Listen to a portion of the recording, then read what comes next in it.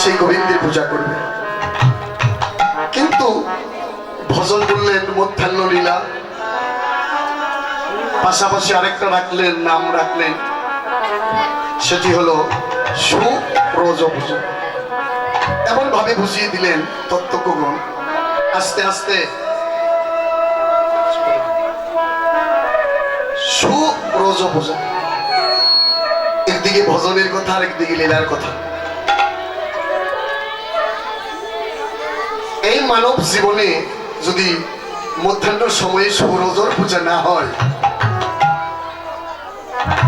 তাহলে এই স্বাদের মানব জন্ম ব্যথায় চলে যাবে। তবে গৌড়ের অপ্রাকৃত লীলা, সূর্য পূজা, মধ্যাহ্ন লীলা, সুব্রজ পূজা, এই লীলা বর্ণন করিবার মতো যোগ্য আমি নই, আমার পক্ষে অসম্ভব।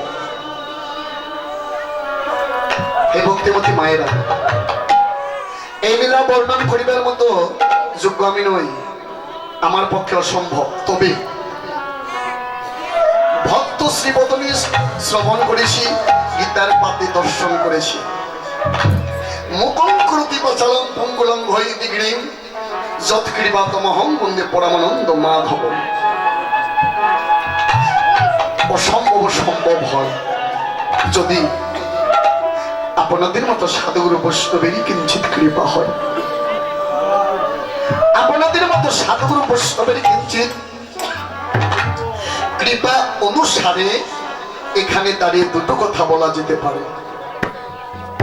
সকলে আমাকে কিঞ্চিত কৃপা ভিক্ষা নিবেদন করবে, আমি যেন আপনাদের কথা আপনাদের কাছে ফিরিয়ে দিতে পারি।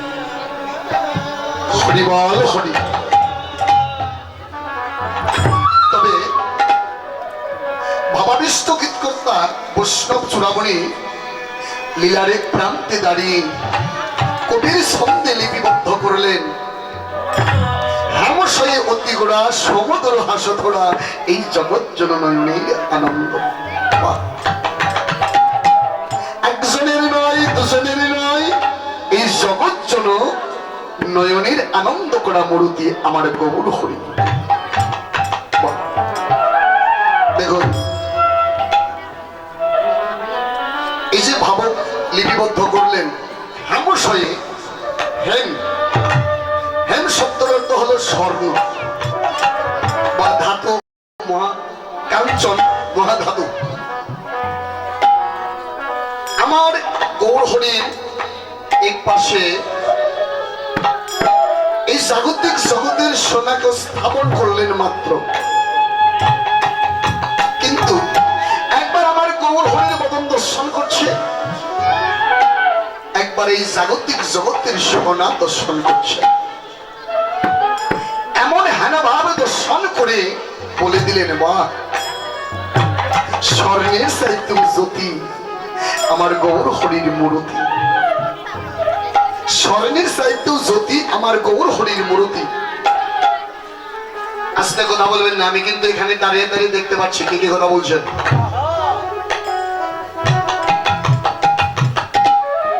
স্বর্ণের চাইতে জ্যোতি আমার গৌর হরির মূর্তি হলো না, আমার গৌর হরির সঙ্গে তুলনা করে হলো না। আমার সেই অতি গুড়া, বা অতি গুড়া সমধুর হাসধরা, মধুর চাইতেও যেন মধুর, সমধুর দেখতে যেন থোড়া থোড়া। আমার গৌর হরির বদন দর্শন করে মনে হচ্ছে যেন পদ্ম ফুল পুষ্পরিত হইয়াছে, এমন ভাব আমার গৌর হরির হৃদয় মাঝে উদ্দীপন ঘটছে, ভাবের উদ্দীপন ঘটছে। কিন্তু বলে দিলেন, একজনের নয়নে নয়, দুজনের নয়নে নয়, সকলেরই নয়নের আনন্দ করা মূর্তি আমার গৌর হরি। বেশ, তাই তো। কিন্তু বাবা, ইসে আমার গৌর হরির বদন একজনের নয়নে নয়, দুজনের নয়নে। দেখুন, ওই রূপ বা ওই মূর্তি যেজন দর্শন করেছে শুধু তারেরই নয়নে আনন্দ। আর যে কোনোদিন ওই রূপ দর্শন করতে পারে নাই, তার নয়নে কি আনন্দ জাগবে? তাদের নয়নে কি আনন্দ জাগবে? জাগবে না। দেখুন, আপনাদের মধ্যে বা আমার মধ্যে সকলের মধ্যে দুটি করে নয়ন আছে, দুটি করে নয়ন আছে। এই নয়নে কি ঐরূপ দর্শন করা যায়? দর্শন হয়? হয় না। তবে মা, সকলের মাঝে আরেকটি করে নয়ন আছে। এই দুটি হলো কুলুষিত নয়ন। এই দুটি নয়ন দিয়ে ঐরূপ দর্শন হয় না। আরেকটি নয়ন আছে সকলের মধ্যে, তার নাম হলো দিব্য নয়ন। যদি দিব্য নয়ন পুষ্পরিত হয়ে যায়, ঘরের কোণে বসে বসে আমার গৌর হরির মূর্তি দর্শন করতে পারে।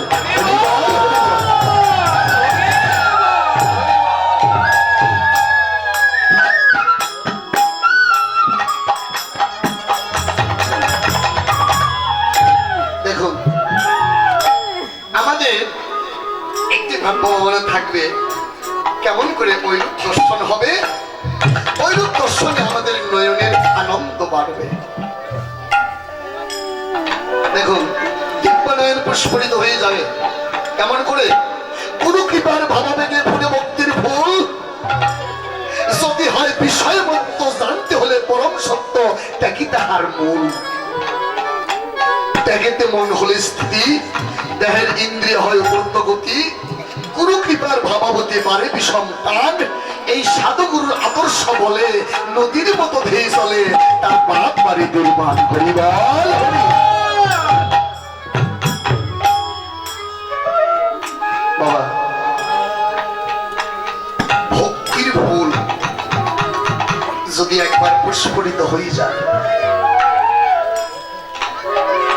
ওমা, এই জাগতিক জগতের বন্ধন ছিন্ন হয়, কিন্তু ভক্তির বন্ধনে কখনো ছিন্ন হয় না। যদি একবার ভক্তি সূত্রে যদি বাঁধা যায়, সেই ভক্তি কখনো ছিন্ন হয় না। এই যে গুরু কৃপা বললাম বাবা, যারা এই জগতে জীবনের সর্বস্ব কিছু যারা গুরুর চরণে নিবেদন করেছে, নিজের বলতে কিছু রাখে নাই, জীবনের সর্বস্ব কিছু গুরুর চরণে নিবেদন করেছে, যারা ঘরের কোণে বসে বসে দুটি নয়নের জলে বক্ষ ভাসিয়ে দিয়ে আত্মনিবেদন করে সদাই বলে থাকে, এমনি ভাবে বলে, গৌর হে,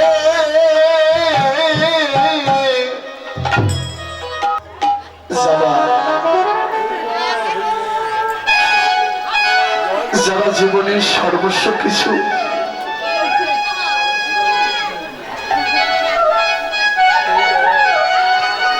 যারা জীবনের সর্বস্ব কিছু গুরুর চরণে আত্মনিবেদন করে বসে আছে,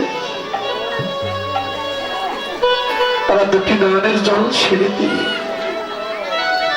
ঘরের কোণে বসে বসে বলে থাকে, গৌর হে, আমার এই জীবনে তুমি হও বা না হও তাতে দুঃখ নেই। আমি সারা জন্মের মতো তোমার হয়ে গেলাম। আপনি করে যারা আত্মনিবেদন করে বসে থাকে, একমাত্র তারাই ঘরের কোণে বসে বসে আমার গৌরবতী দর্শন করতে পারে। একমাত্র তাদের নয়নে আনন্দ জানে।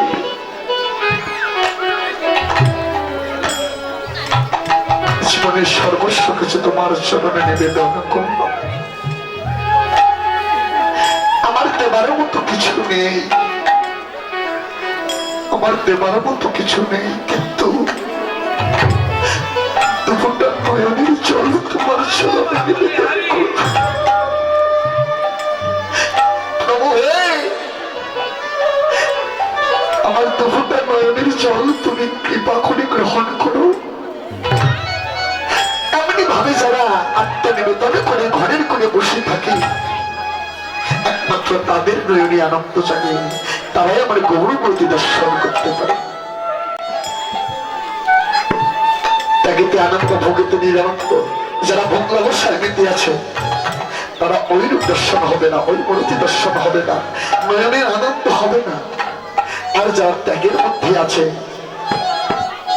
তাদের নয়নে আনন্দ যাচ্ছে। তাই বললেন হামাশাই অতিগুণা সমুদ্র হাসে তোরা, এই জগৎ জন নয়নের আনন্দ। আনন্দ করা মূর্তি আমার গৌর হরি। এই যে মূর্তির কথা বললেন, দেখুন এমন ভাবে সিদ্ধান্ত দিলেন, প্রীতির মূর্তি। আস্তে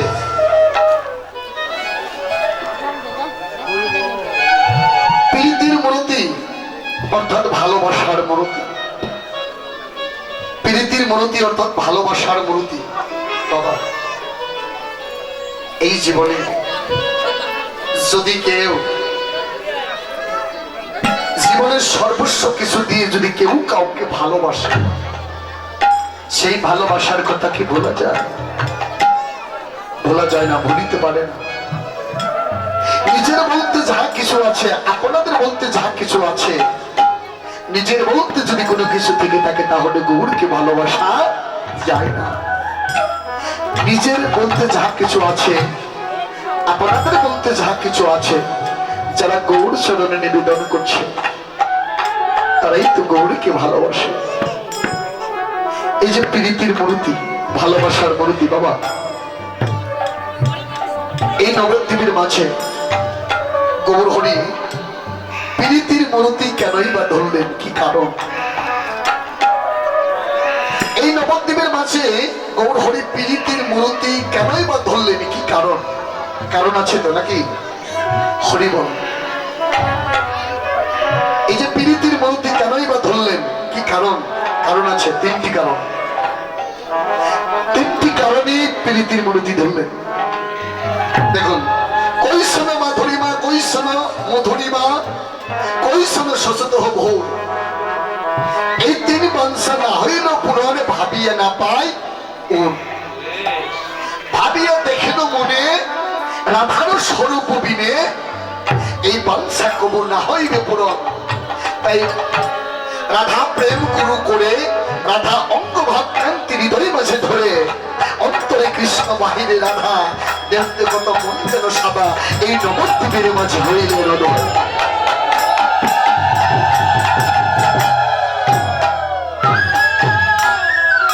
হরিবল হরি। দেখুন এই যে রাধারানীর ভালোবাসাটা কেমন, এই যে পিড়ি আসতে প্রীতির মূর্তি কেন ধরলেন, একটু ভাবার বিষয়। একদিন প্রাণবল্লভ গোবিন্দ রাধারানীকে ডাকলেন, রাধে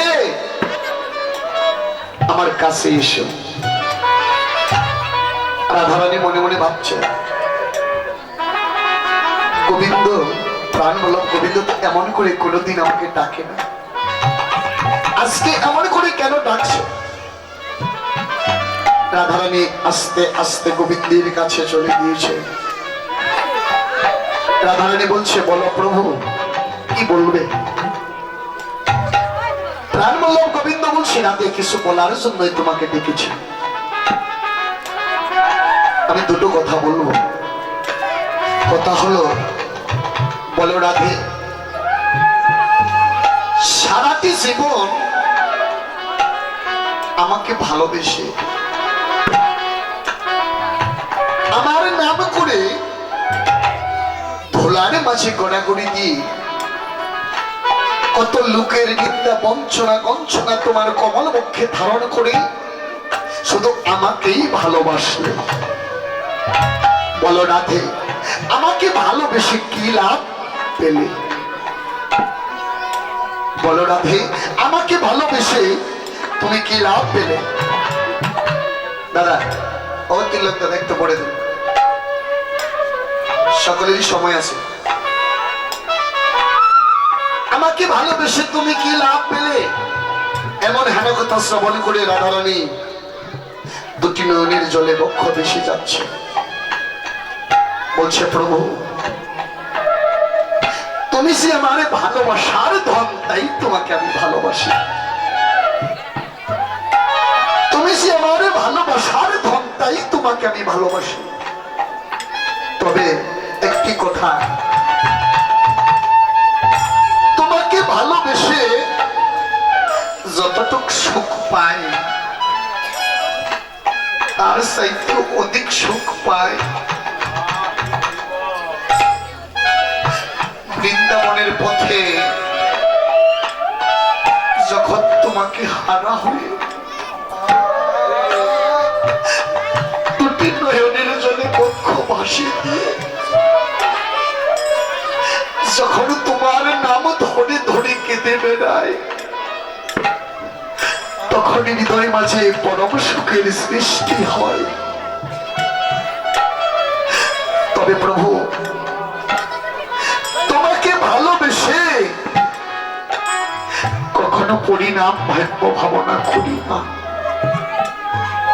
মাগো, যদি কেউ ভালোবেসে থাকো, ভালোবেসে যদি পরিণাম ভাগ্য ভাবনা করো, তাহলে তাকে ভালোবাসা যায়, ভালোবাসা বলা যায় না। আর যারা আমার গৌরকে ভালোবাসে, যারা প্রভুকে ভালোবাসে, রাধারানী বলছে, প্রভু তোমাকে ভালোবেসে যদি আমার কলঙ্ক হয়, যাই যাবে মনে এগুলো মানে তাতে দুঃখ নাই। যদি আমার প্রাণ মুখ ধুলে পায়, দুটি নয়নের জলে বক্ষ ভাসি দিয়ে রাধারানী গোবিন্দের কাছে কথা বলছে। আর বলছে, প্রভু সারাটি জীবনে তোমাকে প্রাণ ভরে ভালোবাসলাম, আমি জানি না তোমাকে আর কোনোদিন ভালোবাসতে পারবো কিনা। তবে তোমার কাছে আমার একটি নিবেদন, প্রভু হে, তুমি আমায় ভালোবাসার কান্না, আমি আমার ভালোবাসার কান্না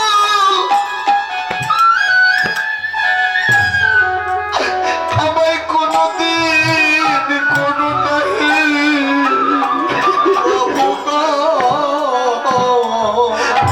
তুমি আমার ভালোবাসা, তোমার ভালো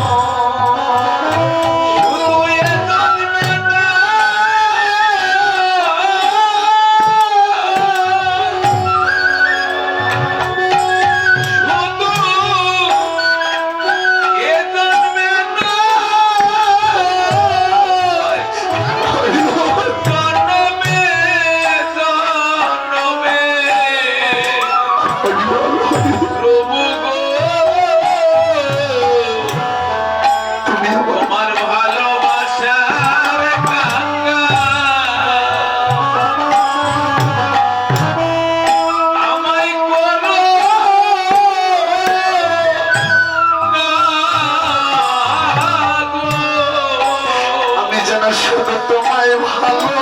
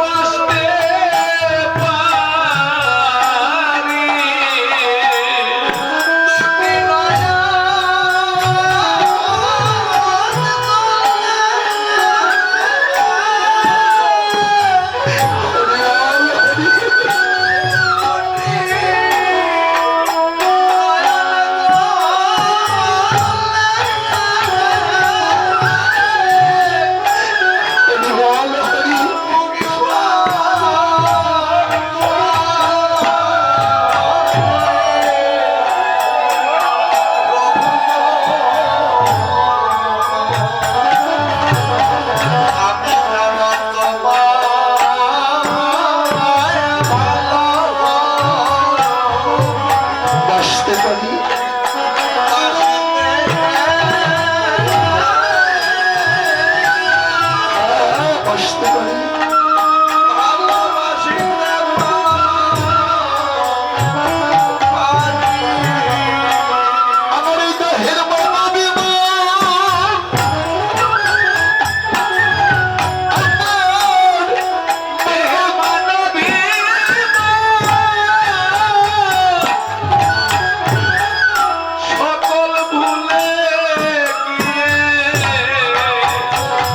প্রভু গো।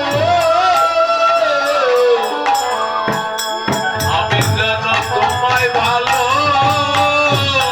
বাসিতে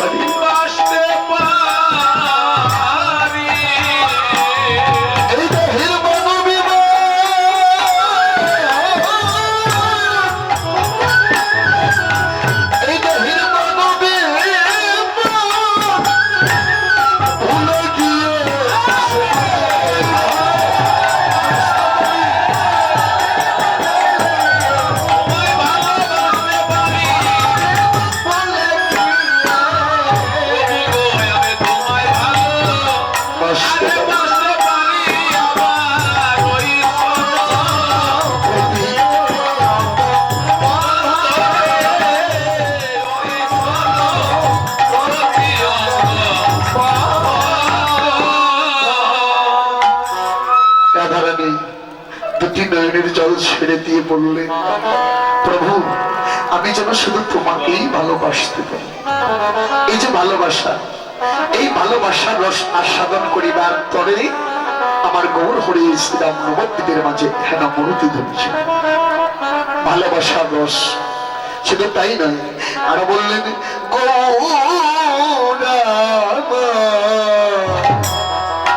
এহেন মূর্তি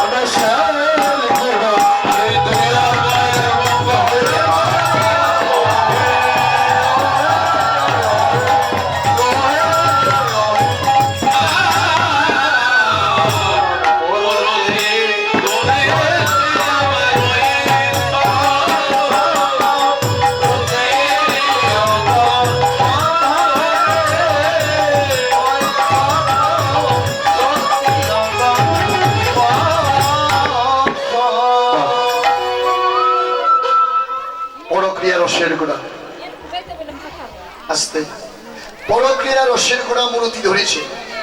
এই যে পরক্রিয়া রস, যে রসে কৃষ্ণ বস সেবা শুভ করাটা, রসের কথা বললেন। পরক্রিয়া রসের গোড়া, পরে রস আস্বাদন করিবার পরে এই নবদ্বীপের মাঝে আমার কোন হরি এখানে মূর্তি ধরেছে। কেন? পরে রস আস্বাদন করবে। ও মা, পরে রস আস্বাদন করিবার পরে এই নবদ্বীপের মাঝে আমার গৌর হরি এখানে মূর্তি ধরেছে। এটা হলো গৌরের একান্ত বিষয়।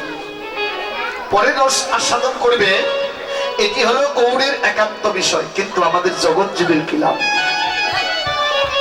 আমাদের জগৎ জীবের কি লাভ? আমাদের জগৎ জীবের লাভের কথাও বলে দিলে কিভাবে? শিবের কোন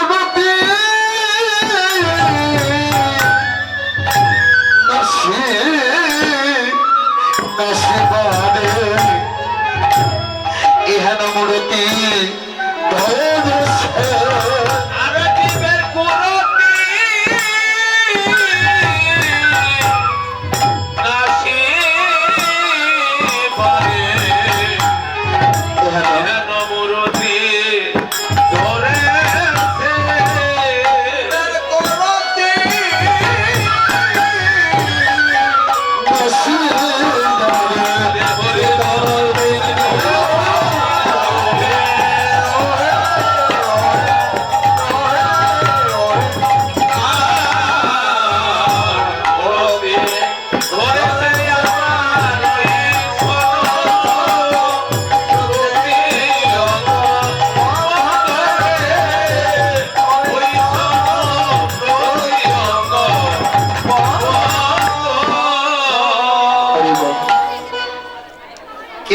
জীবের লাভের কথা বলে দিলেন। আসতে মায়েরা, জীবের কুরুতি নাশিতে মূর্তি ধরেছে, তাই তো বললেন। কু হলো ভালো নয়, রতি হলো ভালোবাসা। কু হলো ভালো নয়, আসতে কু হলো ভালো নয়, রতি হলো ভালোবাসা। এই যে রতির কথা বললেন, এই যে রতি কিবা তার গতি কিবা তার কুশতন, অমৃত বিষেতে যে পারে মিশিতে সেই পাবে পরমধন। জীবের কুরুতি নাশিতে মূর্তি ধরলেন। দেখুন, এই জন্য কি হলো ভালোবাসা। ভালোবাসার ভালোত্ব হারে পূর্ণ উদ্ধার করিবার পরে এখানে মূর্তি ধরলেন। এই যে তিনটি কারণ। দেখুন বাবা, ভালোবাসাটা তো ভালোই ছিল নাকি? যাকে ভালোবাসার কথা ছিল তাকে ভালোবাসা নাহি হলো। বাবা, বলা কথা ভুল হয়ে গেল, আসতে বলা কথা ভুল হয়ে গেল, তাই তো যা বলেছি তাহা মনে নেই। কোনদিন? সপ্তম মাসের সময় মাতৃজঠরে প্রভুর সঙ্গে দেখা হয়েছিল। সেদিন কি বলেছিলাম? হে প্রভু, তুমি করুণার সিন্ধু দীনবন্ধু দয়াল হরি, এই অন্ধকারে আর কতদিন থাকবো? তুমি আমাকে এই জগতে পাঠিয়ে দাও। তুমি যদি কৃপা করে আমাকে জগতে পাঠিয়ে দাও, তোমাকে ভালোবাসবো, তোমার ভক্তের সেবা পরায়ণ হয়ে থাকবো। হরিবল, তোমার ভক্তের সেবা পরায়ণ হয়ে থাকবো, প্রাণ ভরে তোমাকে ভালোবাসবো। আচ্ছা বাবা, সে কথা কি মনে আছে? সে কথা কি মনে আছে? মনে নেই। যাকে ভালোবাসার কথা ছিল তাকে ভালোবাসতে পারলাম না। বাবা, এই জগতে এসে কাকে ভালোবাসলাম? এই জগতে এসে ভালোবাসলাম স্ত্রী, পুত্র, ভাই, বোন, পাড়া প্রতিবেশীদের ভালোবাসলাম। তার বিনিময়ে কি পেলাম? হরিবল। তার বিনিময়ে কি পেলাম? তার বিনিময়ে পেলাম দুঃখ, কষ্ট, যন্ত্রণা। পেলাম দুঃখ, কষ্ট, যন্ত্রণা। আর ওইটুকু ভালোবাসা যদি আমার গৌরের চরণে দিতে পারতাম, সবের মানব জন্ম ধন্য হয়ে যেত। হলো না, যাকে ভালোবাসার কথা ছিল তাকে ভালোবাসা হলো না। বাবা বললেন নৈরাশ হয়ে না, যা হবার তা গেছে চলে, খেদ করো না আর তা বলে। যতটুকু ভালোবাসা তোমার মধ্যে আছে ওইটুকু ভালোবাসার কাউকে দিও না, ওইটুকু ভালোবাসা আর কাউকে দিও না। ওই ভালোবাসা থেকে তোমার ভালোবাসার পূর্ণ উদ্ধার হয়ে যাবে। তবে বাবা, এই যে ভালোবাসা আর বাসা ভালো, এই বাসাটাও কিন্তু ভালোই ছিল, অযত্নে অবহেলায় নষ্ট হয়ে গেল। মাগো, দোষ কারো নয়, দোষ কারো নয়, দোষ নিজের। এই জগতে দূষণীয় বস্তুর সংস্পর্শে এই বাসাটাও নষ্ট হয়ে গেল। বাবা, এই জগতে আমি যা করেছি একমাত্র আমি জানি। আমার কোলে আমাকে আর কেউ জানে না। দেখুন, আজ থেকে 20 বছর আগে বা 25 বছর আগে যা করেছি, নয়নটা মুদ্রিত হলেই সামনে এসে দাঁড়িয়ে যায়। এখন মনে পড়ছে জীবনে কি করলাম। এই জগতের দূষণীয় বস্তুর সংস্পর্শে এই বাসাটা নষ্ট হয়ে গেল, মন্দের বাজার বসে গেল। এখন আমার ভুলের প্রায়শ্চিত্ত আমাকেই করতে হবে। ভাবু বললেন নৈরাশ হয়ে না, নৈরাশ হয়ে না। এই জগতে খুঁজে দেখো কার কার বাসা ভালো আছে, কার কার বাসা ভালো আছে। ওই বাসার কাছে গিয়ে বাসা বাঁধো, ওই বাসার শোভা আছে, একদিন তোমার বাসাটাও ভালো হয়ে যাবে। মাগো, দেখো কত সুন্দর সুন্দর বাসা বসে আছে। যদি এই বাসার সংস্পর্শে এই বাসাটাও ভালো হয়ে যেতে পারে। তাই ভাবক বললেন, এবার কোনেও তোমাদের এই বাসা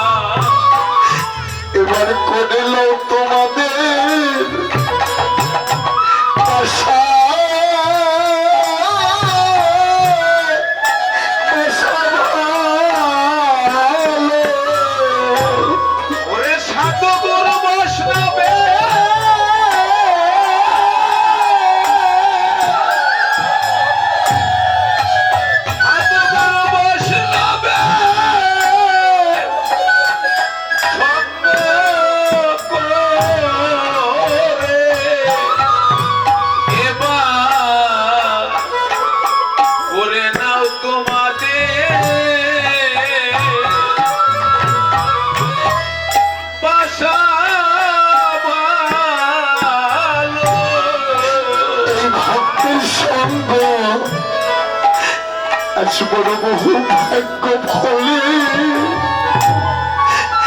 আমাদের মিলে মিলেছে।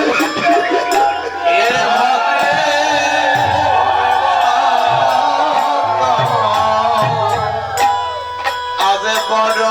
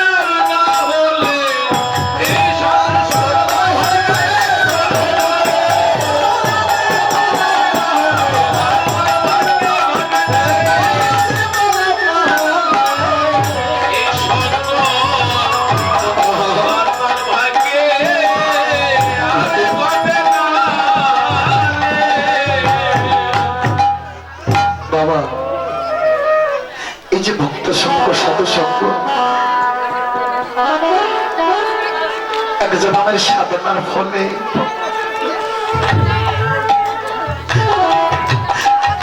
জন্মের সাধনার ফলে এমন ভক্ত সঙ্গ হয় না, ভক্ত সঙ্গ করতে পারে না। পূর্ব জন্মের সংগীতির ফল আছে বলে আজ বসে বসে ভক্ত সঙ্গ করছেন। তবে পূর্ব জন্মে যারা ভক্ত সঙ্গ করেছে আজ তারাই বসে বসে ভক্ত সঙ্গ করছে। পূর্ব জন্মে যারা ভক্ত সঙ্গ করতে পারে নাই আজ তারা ভক্ত সঙ্গ করতে পারে না।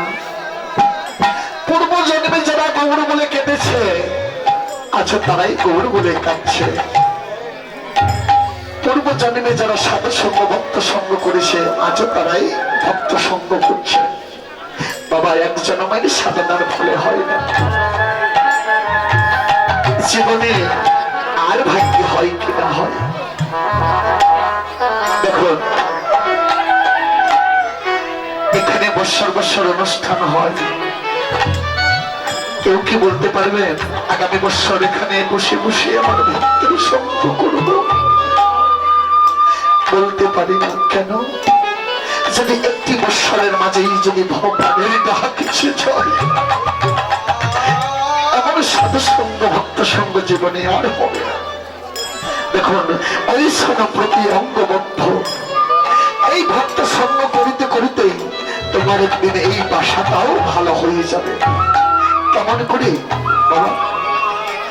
এই সাধু সঙ্গ ভক্ত সঙ্গ করতে করতে তোমার বাসনাটা ভালো হয়ে যাবে। এই বাসনা ভালো হয়ে গেলে তোমার এই বাসাটাও ভালো হয়ে যাবে। তাই বললেন ওই সোনা প্রতি অঙ্গবদ্ধ। শুধু তাই নয়, আরো বাসা বাসা লিখলেন উনি আজও কি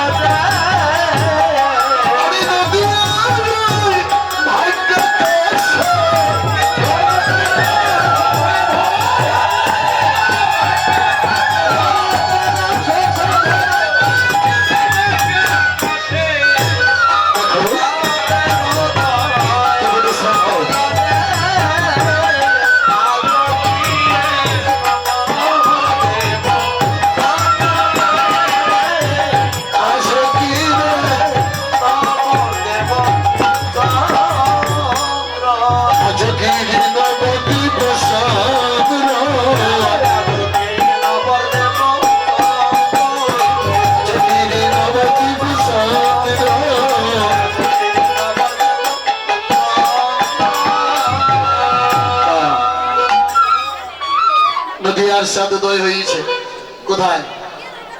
এই নদিয়ার ভাগ্যাকাশে। শুধু নদিয়ার ভাগ্যাকাশে নয়, আসতে এই কলির জীবের ভাগ্যাকাশে উদয় হয়েছে। আচ্ছা বাবা, এই জাগতিক জগতের চাঁদ যখন উদয় হয় সেই সময়কালকে কি বলা হয়? শুক্লপক্ষ। আর যখন চাঁদের উদয় হয় না সেই সময়কালকে কি বলা হয়? কৃষ্ণপক্ষ। যখন চাঁদ উদয় হয় না সেই সময়কালকে বলা হয় কৃষ্ণপক্ষ। আচ্ছা বাবা, আমার গৌর চাঁদ কোন পক্ষে উদয় হয়েছে? কৃষ্ণপক্ষে কি চাঁদের উদয় হয়?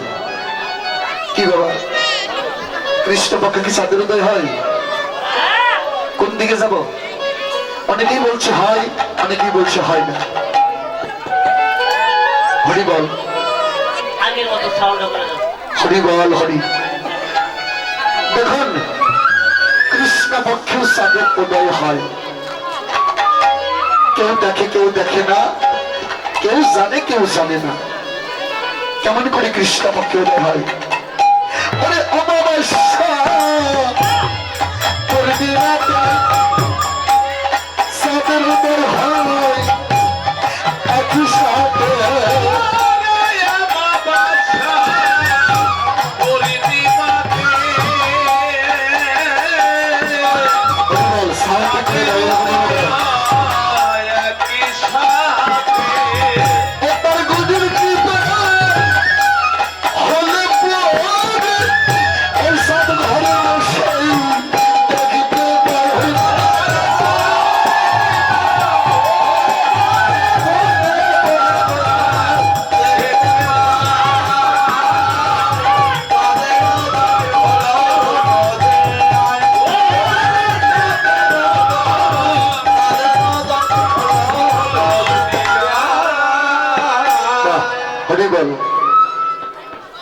অমাবস্যা পূর্ণিমাতে চাঁদের উদয় হয় একই সাথে। গুরু কৃপা হলে পরে ওই চাঁদ ঘরে বসেই দেখতে পায় দেখো চাঁদের উদয় হলো নদিয়ায়। আচ্ছা বাবা, শুক্লপক্ষে চাঁদের উদয় না হয়ে কেন কৃষ্ণপক্ষে গৌর চাঁদ উদয় হলো? কি কারণ? কারণ আছে। দেখুন, গৌর হরি মনে মনে ভাবলেন, যদি কৃষ্ণপক্ষে যদি আমি উদয় না হই, এই কলি হতে যেতে কৃষ্ণপক্ষ করা যাবে না। কৃষ্ণপক্ষ করিবার তরে আমার গৌর হরি কৃষ্ণপক্ষে উদয় হয়েছে। আচ্ছা, কৃষ্ণপক্ষ কি দিয়ে করবে? কেমন করে করবে? কি দিয়ে করবে? গৌর হরি সকলকেই ডাকলেন। দেখ, একদিন মনে করে দেখ, তোরা সকলে আমাকে ডেকেছিলি দুহাত পাশরি, সেদিন তোদের কথায় আমি সাড়া দিইনি, কিন্তু আজকে ডাক, আমি তোদেরকে ডাকছি, আমি তোদেরকে ডাকছি। এই নবদ্বীপের মাঝে যদিও কাঙ্গালের বেশি এসে থাকি, আমি কিন্তু শূন্য হস্তে আসি নাই। আমি হস্তে করে নিয়ে এসেছি মধুর কৃষ্ণ নাম। একবার বদনে বলি হরি বল, হরি বল। এই যে হস্ত করে নিয়ে আসলেন কৃষ্ণ নাম, আর প্রেম দিয়ে কৃষ্ণ পক্ষ করে নেবেন। কৃষ্ণ নাম আর কৃষ্ণ প্রেম দিয়ে কৃষ্ণ পক্ষ করে নেবেন। গৌর হরি এই কারণে কৃষ্ণ পক্ষে উদয় হলেন। দেখুন, মধুর কৃষ্ণ নাম, হরি বল। নামের দাহিকা শক্তি কত! যেই নাম সেই কৃষ্ণ ভজনিষ্ঠা করি, নামের সহিতে আছে আপনি শ্রী হরি। দেখো, এক ভক্ত গুরু গৃহে চলে গেলেন 12 বৎসরের জন্য। নামের কেমন দায়িকা শক্তি! গুরু গৃহে চলে গেলেন 12 বৎসরের জন্য। গুরুর চরণে লুণ্ঠিত হয়ে বলছে, গুরুদেব, আমি আর জীবনেও সংসারে যেতে চাই না। এই যে সংসারে যেতে চাই না, কিন্তু সাধক রামপ্রসাদ বললেন, সংসার ধর্ম বড় ধর্ম, তাই পারি না মা ছেড়ে যেতে। গুরু গৃহে আশ্রয় নিলেন। 12 বৎসর হয়ে গেল। 12 বৎসর পর বলছে, তার শিষ্যকে বলছে, তুমি গৃহে চলে যাও। কলিযুগে কোন সন্ন্যাস ধর্ম নেই, তোমার গৃহে যেতে হবে, সংসার করতে হবে। গুরু ব্যাখ্যা লঙ্ঘন করতে পারলেন না, বললেন আমি চলে যাব, কিন্তু 12 বৎসর আপনার চরণ পাশে আছি, আমাকে কোনো কিছু দিবে না? বস্তুটা দিবে সেই বস্তুটি নিয়ে আমি চলে যাব। গুরুদেব বললেন আমি অবশ্যই তোমাকে দেব, তবে মনে রেখো তুমি সদাই কৃষ্ণ নাম করবে, অবিরাম সদাই কৃষ্ণ নাম করবে। এই নাম করতে করতে চলছে, কিন্তু বাবা কিছু দূর যাবার পর দেখে এক জেলে ভাই কৃষ্ণ নাম করছে আর মাছ ধরছে। ওই ভক্তটা মনে মনে ভাবছে, হায় 12 বৎসর গুরু গৃহে রইলাম, যে নামটি আমাকে দিয়ে দিলেন সামান্য জেলে ভাইও সেই নাম করছে। এমন একটি বস্তু দিলেন সামান্য জেলে ভাই মাছ ধরছে আর নাম করছে, সেই নাম আমাকে দিলেন। চলছে রাস্তায় চলছে, কিছু দূর যাবার পর দেখে এক ধোপা ভাই নাম করছে আর কাপড় কাটছে। ওখানে গিয়ে মনে মনে বলছে, বাহ 12 বৎসর পর যে বস্তুটি আমাকে দিলেন, যে নাম দিয়ে দিলেন, সামান্য ধোপায়ও সে নাম করছে। কেমন হলো কথাটি?